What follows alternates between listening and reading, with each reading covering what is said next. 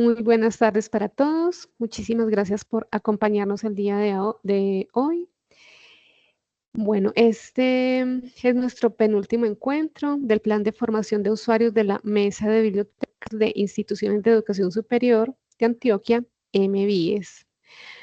Bueno, hoy nos convoca un tema muy especial y es un taller cuyo tema es tips para sobrevivir la tesis. Seguramente en los trabajos que hemos tenido que desarrollar, ya sea para la tesis, como lo indica el título, para nuestros trabajos de clase, pues seguramente hemos tenido ciertas dificultades que, bueno, seguramente resolveremos el día de hoy. Bueno, nos acompaña en este encuentro la profe Yurani Duque Duque. Ella es filóloga, correctora de estilo e investigadora. En su quehacer profesional ha acompañado el proceso de investigación, escritura y publicación de diversas tesis y artículos de investigación de pregrado, maestría y doctorado. Bueno, este taller que la profe nos va a dictar el día de hoy está diseñado para ofrecer estrategias prácticas y herramientas clave que te ayudarán a enfrentar el proceso de redacción de la tesis con mayor claridad y confianza. Aprenderás a estructurar capítulos, organizar ideas y gestionar tu tiempo, asegurando un progreso constante en tu proyecto académico. Bueno, darle las gracias a nuestra compañera Lady Lorena Arango Pérez. Ella es la coordinadora de la biblioteca de Unisabaneta y bueno, gracias a ella en este semestre hemos podido tener diferentes temáticas para la mesa de bibliotecas y bueno, ya para el próximo semestre, bueno, nos facilitó algunos encuentros para que los tengan muy presentes. Bueno, a lo largo del encuentro, pues se les estará compartiendo el enlace donde van a estar alojadas todas las grabaciones, incluso la del día de hoy. Bueno, con esto presente, entonces le doy la bienvenida a la profe Yurani. Profe, muchísimas gracias por acompañarnos el día de hoy. Este espacio es suyo. Hola, ¿cómo están? Pues muchas gracias. No sé si de pronto ya están como viendo la presentación, ¿cierto que sí? Sí, señora, se puede ver. Listo, entonces empezamos. Sí, señora, bien pueda, profe. Listo, pues vamos un poquito al grano. Yo sé que a veces escribir una tesis puede ser como una odisea, pero créanme que no es tan así y les voy a explicar un poco por qué. Probablemente ya hayamos pasado muchos de nosotros por el trauma que representa escribir un trabajo, ya sea de pregrado, de maestría e inclusive de doctorado, y que aún después de eso determinar, a veces no tengamos como mucha idea de lo que hayamos hecho, ¿cierto? Realmente lo único que necesitamos para que eso no pase es organización. Eh, digamos que si algo me han enseñado estos años que he trabajado brindando asesorías en trabajos de grado y escribiendo mis propios proyectos de investigación, es que lo más importante siempre es delimitar. Siempre, no importa en qué sección del trabajo estés, inclusive desde el título, ya sea pues el título, el marco teórico, lo que sea, es demasiado necesario aprender a delimitar y no caer en generalizaciones.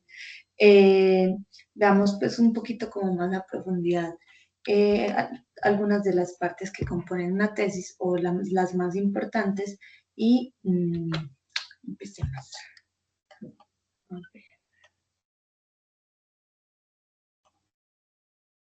Listo. Entonces, el título, pese a estar de primero en la lista, en general yo siempre lo defino ya cuando estoy terminando. ¿Por qué?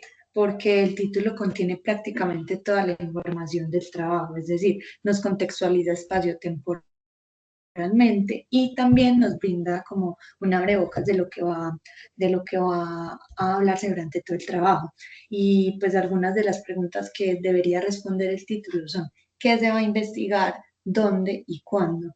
Y tenemos un ejemplo pues aquí como de un título más o menos adecuado. La Odisea Moderna, el viaje de autodescubrimiento en El Señor de los Anillos, 1954-2003, y su paralelismo con la travesía de Ulises. Entonces, respondiendo a las tres preguntas que tenemos aquí en la diapositiva, ¿qué es lo que se va a investigar? Pues el viaje de autodescubrimiento en El Señor de los Anillos y las similitudes o paralelismo que tiene con la travesía que hizo Ulises para llegar a Ítaca, ¿cierto?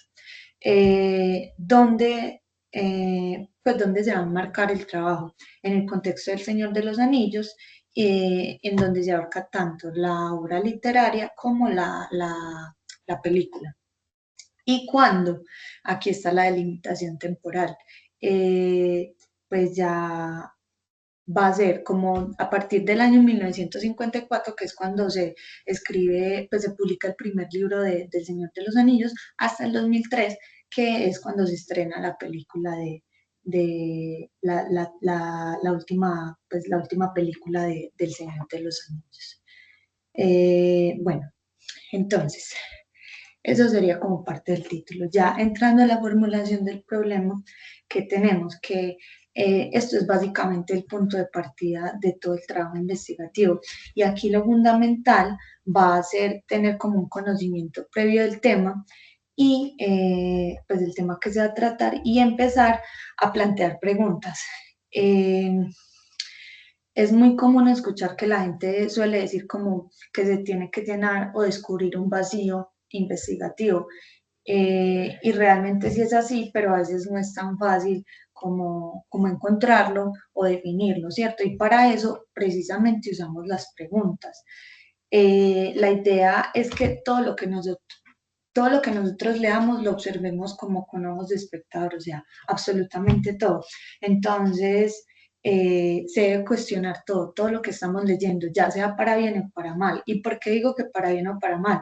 Porque a veces pensamos que lo que queremos investigar debe ser como un complemento a lo que ya otras personas han dicho y realmente no. Esto no es como tan cierto. Muchas veces encontramos como que en la literatura hay teorías que podemos refutar o de algún modo que simplemente nos pueden dar como una mirada desde otras aristas.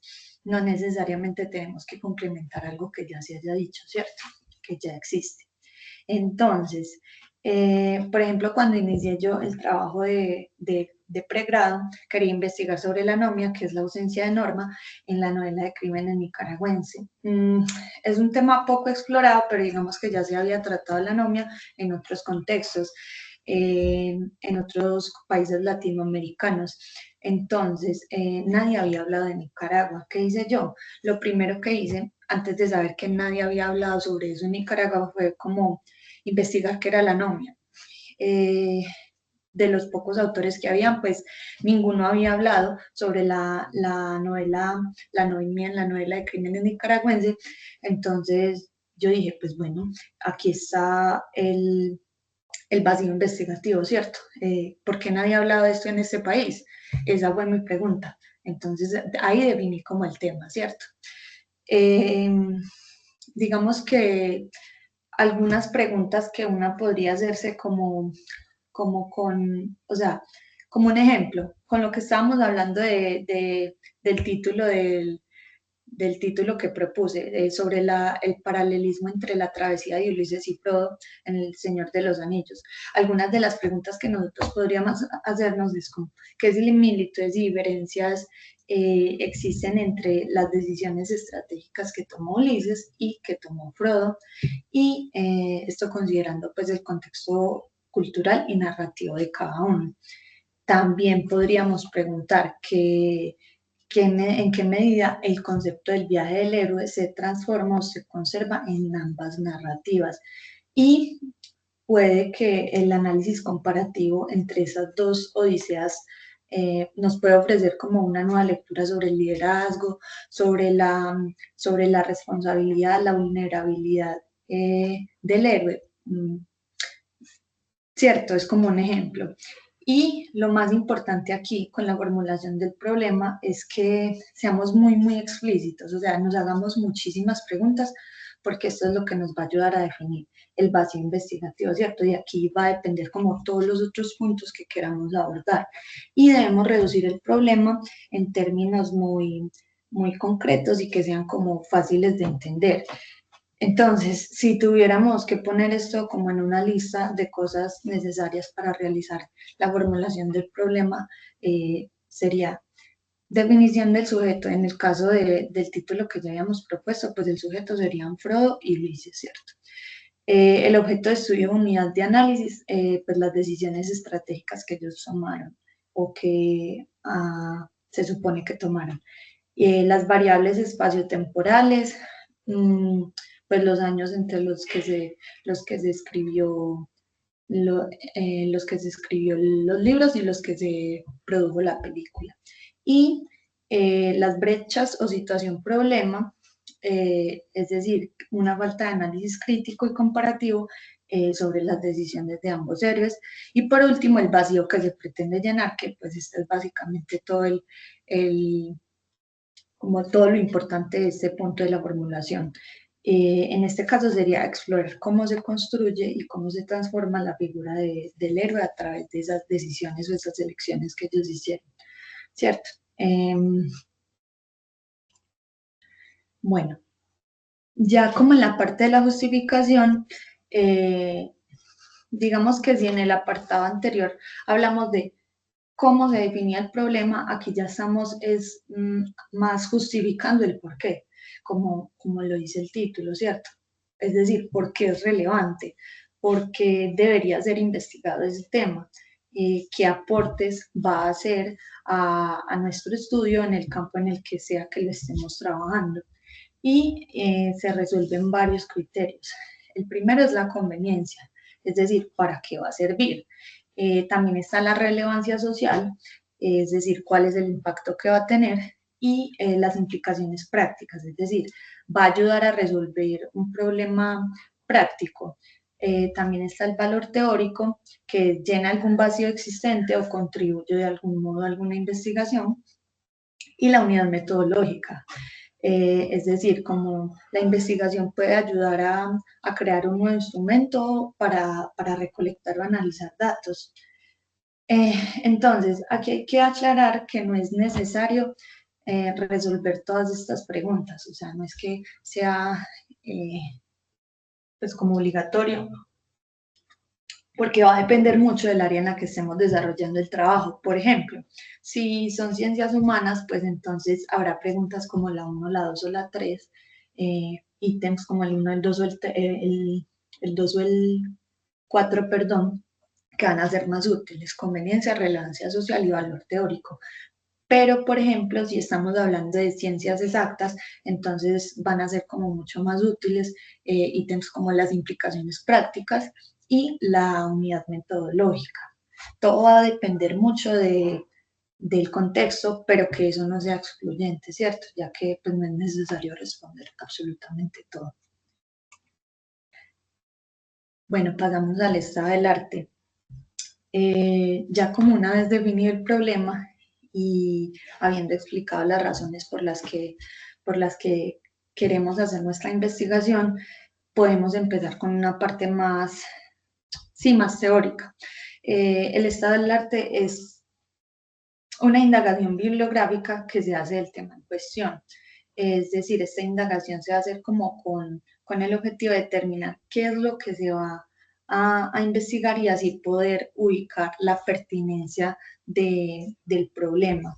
¿Por qué es tan importante el estado del arte? Porque esto es lo que va a determinar que nuestro estudio sí tenga como un factor novedad. Porque nos va a ayudar como a situarnos en lo que otras personas ya han investigado y así no vamos a repetir lo que otros ya han dicho, porque no tendría sentido, ¿cierto? Entonces, ¿cuál es la clave aquí? Aquí sí es importante generalizar. ¿Por qué? Porque ya vamos a partir de un tema más grande que digamos, así es como empezamos. Nosotros no empezamos sabiendo exactamente qué es lo que vamos a investigar, sino que tenemos una idea y listo, la vamos como plantando y vamos poniéndola como en tierra. No sé si me hago entender, como que sí, se va, lo contrario a generalizar, pues sí se va como yendo por partes, se va delimitando. Entonces, digamos que entonces empezamos con algo más general y vamos siendo más específicos. Y aquí no se trata tanto de realizar un marco teórico porque es una confusión que es muy común. Es como entonces, ¿cuál es la diferencia entre el estado del arte y el marco teórico si los dos se tratan de buscar bibliografía? No, aquí no es como realizar un marco teórico minucioso, sino se trata de explicar grosso modo qué teorías o qué autores más bien apoyan o refutan el tema en cuestión y cómo esas teorías pueden brindarnos cierta orientación respecto a lo que es nuestra propia temática de investigación. Entonces, el estado del arte es más o menos una abrebocas general del panorama en el que se deben responder preguntas como qué se ha hablado del tema que queremos tratar, en qué va ese proceso investigativo y cómo eso puede orientarnos en nuestro propio proyecto de investigación. Bueno, ahora sí, hablemos del marco teórico. Entonces, el marco teórico es más o menos una extensión del estado del arte, pero digamos que aquí sí debemos ser bastante más específicos. ¿Por qué? Porque aquí tratamos solo las teorías que vamos a abordar dentro del trabajo, que nos servirán también de insumo como para el quehacer investigativo. Entonces, en este apartado básicamente le informamos a los lectores cuáles son las bases teóricas y conceptuales de las que debemos partir, qué autores, qué teorías y qué proposiciones generales son las que usaremos en la indagación. Aquí hay que hacer una distinción importante y es entre marco teórico y marco conceptual, que son dos términos que a veces se usan como si como de manera indiscriminatoria y generalmente se tienden a confundir. Entonces, en realidad uno se deriva del otro. El marco conceptual se deriva del marco teórico, ya que este es como más específico y pues como el título lo indica, se explican los conceptos que van a guiar la investigación. Es más como una especie de diccionario muy específico, ¿cierto? Aquí se definen autores que hayan hablado de conceptos que vamos a investigar. Y en cambio el marco teórico va como más enfocado en eso, en teorías y en cómo estas pueden guiar el trabajo para llegar a las conclusiones que queramos llegar, para responder a las preguntas que queramos responder. Y teniendo pues ya eso más claro, en la realización del marco teórico debemos preguntarnos qué es lo que hemos consultado y qué de eso es teoría y qué no. Pues con ayuda del estado del arte también, ¿cierto? Entonces, algunas de las características definitorias de una teoría son que esta puede describir y explicar el fenómeno de interés en la investigación, ya que se deben definir las condiciones en que se presenta y las distintas maneras en que se manifiesta este fenómeno.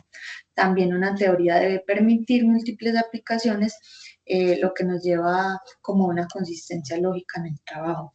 También se deben plantear nuevos interrogantes y descubrimientos y sobre todo esto pues va a ser como un eje transversal en todas las partes de la tesis o del trabajo investigativo y es que debe ser sencillo.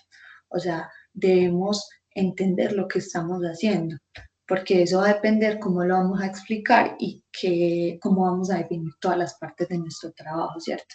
Y obviamente cómo lo van a entender los demás. Entonces,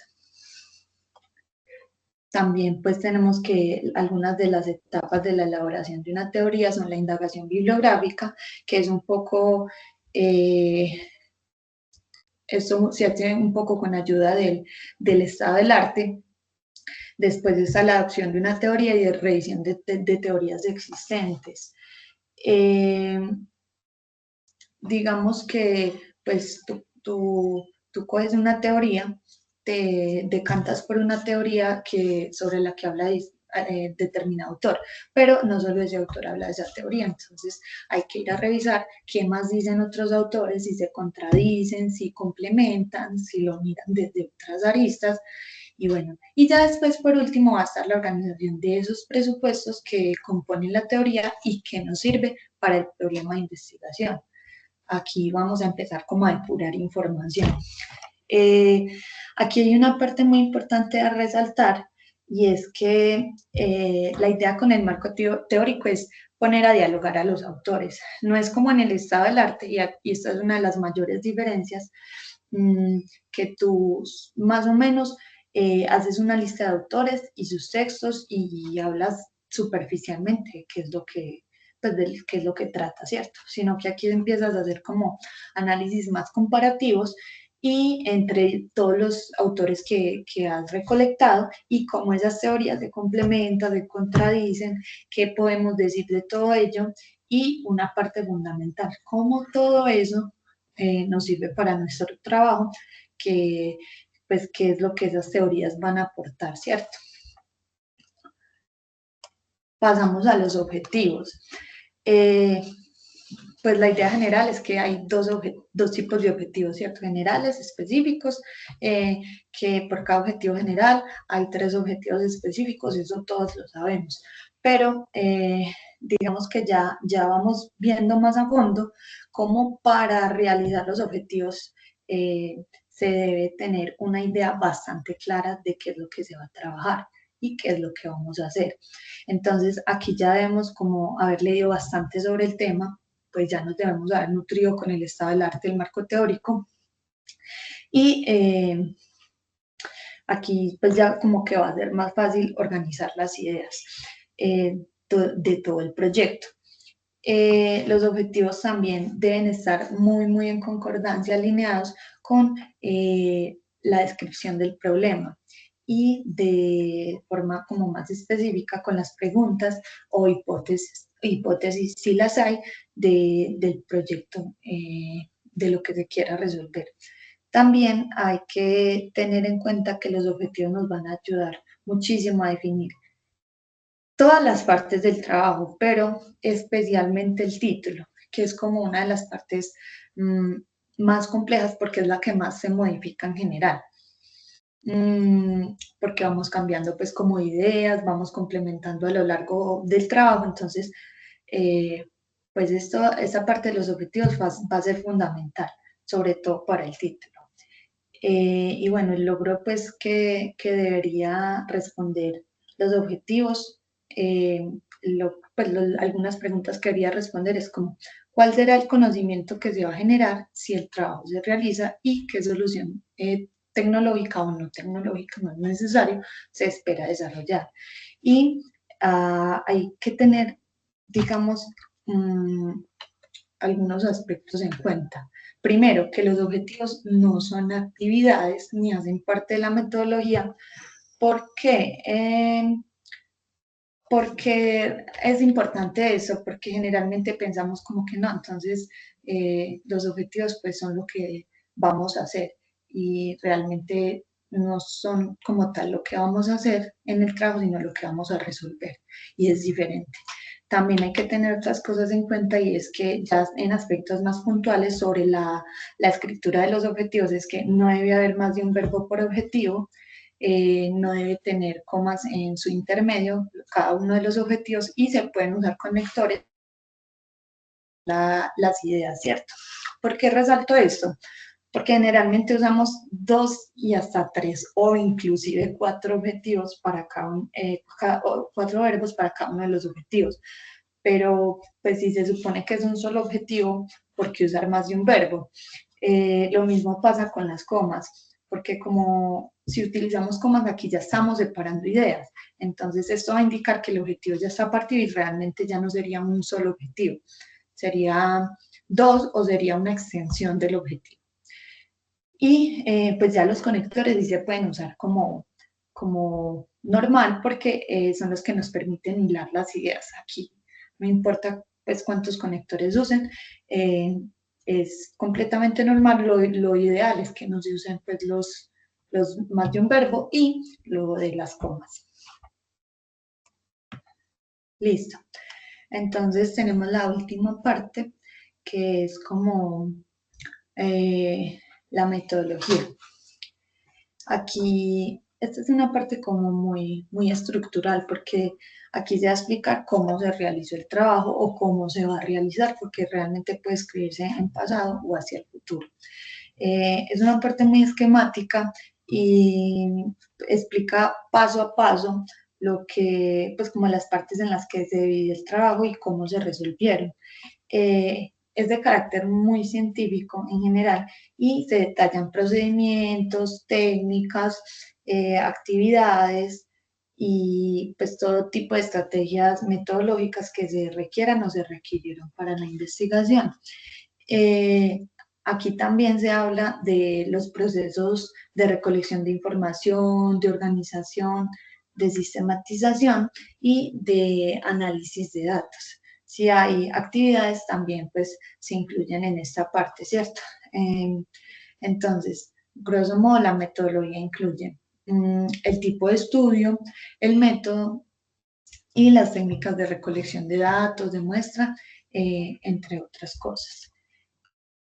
Y bueno, tenemos como una pregunta un poquito controversial y es, ¿se debería usar IA para escribir una tesis? No es tan simple la respuesta. La fácil es sí, pero no así. Mm, digamos que para nadie es un secreto que la IA en la actualidad es una parte fundamental en los procesos de aprendizaje. De que pues satanizarla no va a ser como una opción viable, no va a servir de absolutamente nada, porque aún así, si lo hiciéramos, pues igual su uso se seguiría dando y de todas formas no va a dejar de existir porque dejemos de usarla. ¿Qué sucede? Que lo que sí deberíamos satanizar es el hecho de creer que la IA puede hacer todo el trabajo por nosotros, porque en realidad solo sirve como guía. Eh, Les voy a proponer otra vez como una situación. Entonces, digamos que tenemos que realizar un marco teórico desde cero. Un marco teórico, no todo, pues todo un trabajo, una tesis de pregrado, o lo que sea, un trabajo investigativo. ¿En qué nos puede ayudar la IA? La IA nos puede ayudar en varias cosas. Nos puede ayudar con la formulación del título, es decir, vamos a explicarle a la IA qué es lo que queremos y una vez tenemos el título ya formulado, no le vamos a pedir que lo haga, le vamos a decir, lo vamos a tener ya formulado y se lo vamos a presentar a la IA, le vamos a preguntar si cree que cumple con todos los parámetros que le hemos dado previamente. Eso nos va a ayudar a generar como una precisión conceptual. También en qué nos puede ayudar. Si, por ejemplo, tenemos tablas, gráficos, nos va a ayudar con la lectura de este tipo de tablas, de todo eso y digamos que podemos servirnos de ella para interpretar información. Nos puede tomar un montón de tiempo entender la información dentro de una tabla de un gráfico, pero pues con esto podemos solicitarle a la IA que nos ayude con el desglose de datos. Y con esto ya podemos nosotros orientar esos mismos datos a la información que queremos y necesitamos. Es decir, la IA nos va a dar los datos, pero nosotros somos quienes vamos a organizar la información y quienes vamos a hacer la interpretación de esos gráficos o de esas tablas, ¿cierto? De todos los datos que nos dé. También con qué nos puede ayudar. Por ejemplo, con la redacción, que es una parte muy importante con cohesión y coherencia. Aunque en este aspecto hay que ser muy cuidadosos porque muchas veces le pedimos a la idea que nos ayude como a verificar que un texto esté bien escrito, si hay falta de información o qué podemos complementar en cierto apartado, o sea, con qué podríamos, sí, qué podríamos añadirle. Y lo que hace ella es generalizar, porque la idea es experta generalizando. Entonces, nos solicita un montón de información que realmente no es tan necesaria en nuestro trabajo como tal. Aquí podría ayudar un poco, digamos, siendo muy específicos con lo que queremos, o sea, diciéndole exactamente lo que queremos, que estamos trabajando, brindándole insumos, eh, como de bibliografías o lo que sea, ¿cierto? Toda la información que podamos se la entregamos para que no sea tan general, sino que se vaya más a lo específico. Pero igual hay que tener mucho cuidado con esa parte, ya que pues la generalización es como uno de los mayores problemas que tienen las inteligencias artificiales. La IA también nos puede ayudar a reorganizar información. Por decir, tenemos distintos apartados dentro de una tesis o trabajo investigativo y queremos saber si el orden en que los pusimos es el correcto. Pues esto podemos podemos solicitarle ayuda a la inteligencia con esto, ¿cierto? Hay una cosa muy importante a tener en cuenta aquí, es que cuando solicitamos textos completos a la inteligencia artificial, esta suele crear muchísimas subdivisiones de temas que realmente no necesitan ser divididos porque le encantan los subtítulos. Entonces esto hace que nos queden párrafos cortísimos con títulos extremadamente largos y pues realmente esto no es necesario y de nuevo se resalta como la importancia de una escritura más limpia y más transparente. También recalcar que, digamos, no deberíamos usar la IA para escribir un trabajo entero porque realmente la información que nos ofrece es muy vaga y no hace ningún aporte porque, como ya se mencionó, es muy general. Entonces, respondiendo a la pregunta del inicio, sí podemos usar inteligencia artificial, pero sí, solo si nuestra información, nuestra intención es como que esta nos apoye en el proceso investigativo y no que haga todo el trabajo por nosotros. Sí, creo que eso es todo.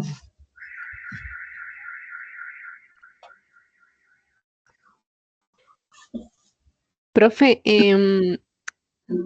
bueno, sí, en efecto, pues por lo que tengo entendido, los docentes están de acuerdo pues como con el uso de la inteligencia artificial, pero como usted lo indica, con cuidado.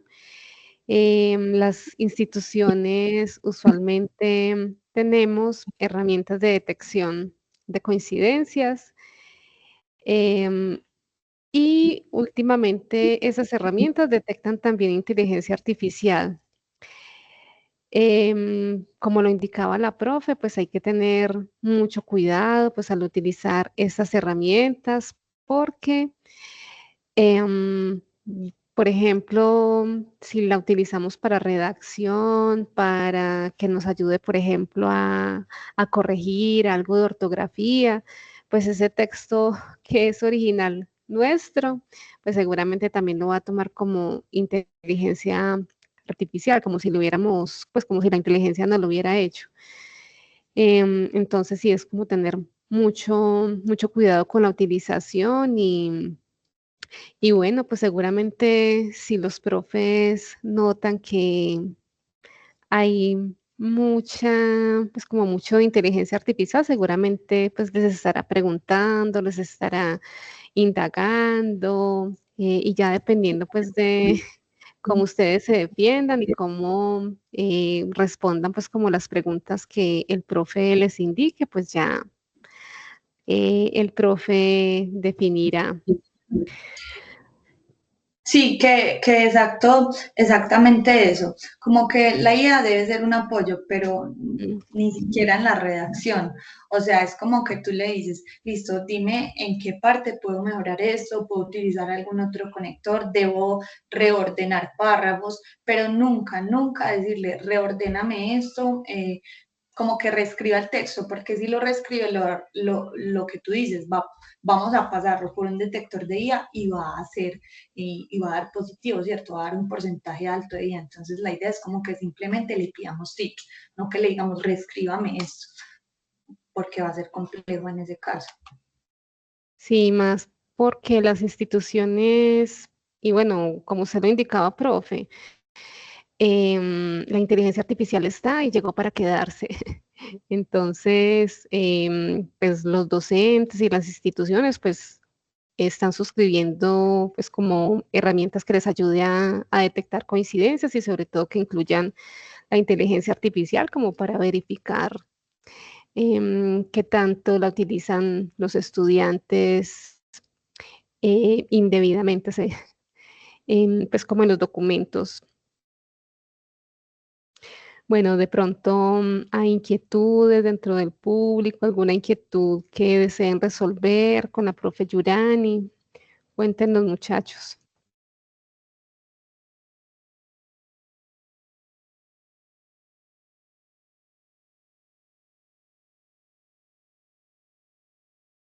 Bueno, mientras tanto les voy contando. Bueno, por el chat les facilité el enlace donde tenemos todas las grabaciones y inmediatamente finalice el encuentro, pues lo dejaré descargando y bueno, posteriormente lo subiré al canal de YouTube de la mesa para que entonces puedan tener acceso a las recomendaciones, a todos los tips que la profe nos facilitó el día de hoy. Y bueno, invitarlos al próximo encuentro titulado Literatura y Resistencia, Encuentros con el Pensamiento Crítico desde la Literatura en la Historia. También es un encuentro que Unisabaneta nos facilitó. Será el docente Alejandro Castro Restrepo quien nos acompañará. Yo les voy a compartir por acá por el chat el enlace para que, bueno, puedan inscribirse y nos acompañen entonces en este encuentro. Bueno, profe, por acá nos escribieron una pregunta. Bueno, nos pregunta María Isabel que si consideras que es pertinente que el estudiante describa cómo usó la IA en su trabajo, como lo indica APA. Pues yo diría que si es necesario, pues si así lo indica APA, debería ser así, ¿cierto? Pero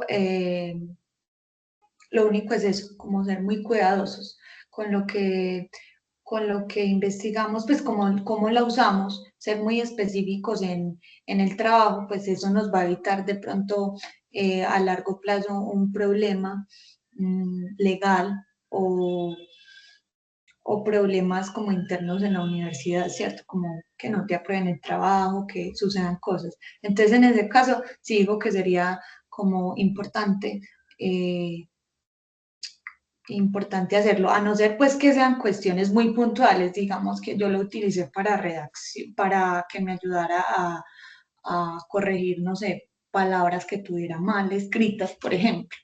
Pues no creo que sea como tan necesario en ese caso, pero si ya son cosas más puntuales, sí, pues como más, mm, sí, como que sean, ¿cuál es la palabra? Mm, sí, como otro tipo de cosas ya más elaboradas, creo que sí sería necesario.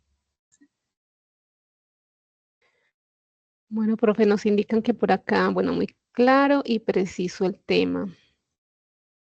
¿Alguna otra inquietud?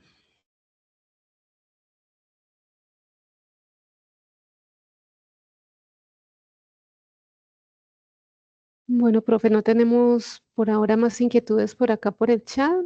Agradecerle a usted por este espacio, por todas estas recomendaciones que nos ha brindado el día de hoy. Bueno, esperamos que nos siga acompañando en próximos encuentros, que Lady nos la convenza para que nos pueda seguir acompañando. Listo, pues muchas gracias a ustedes por el espacio y de todas maneras, pues igual si se tiene cualquier duda, no tengo problema de ser posible que me lo consulten por el correo o cualquier cosa, pues estoy como ahí disponible. Y ya, muchas gracias. Muchas gracias a usted, profe, por acompañarnos, a todos los asistentes el día de hoy. Y bueno, nos vemos entonces en nuestro próximo encuentro. Muchísimas gracias. Una feliz tarde. Hasta luego, gracias. Hasta luego.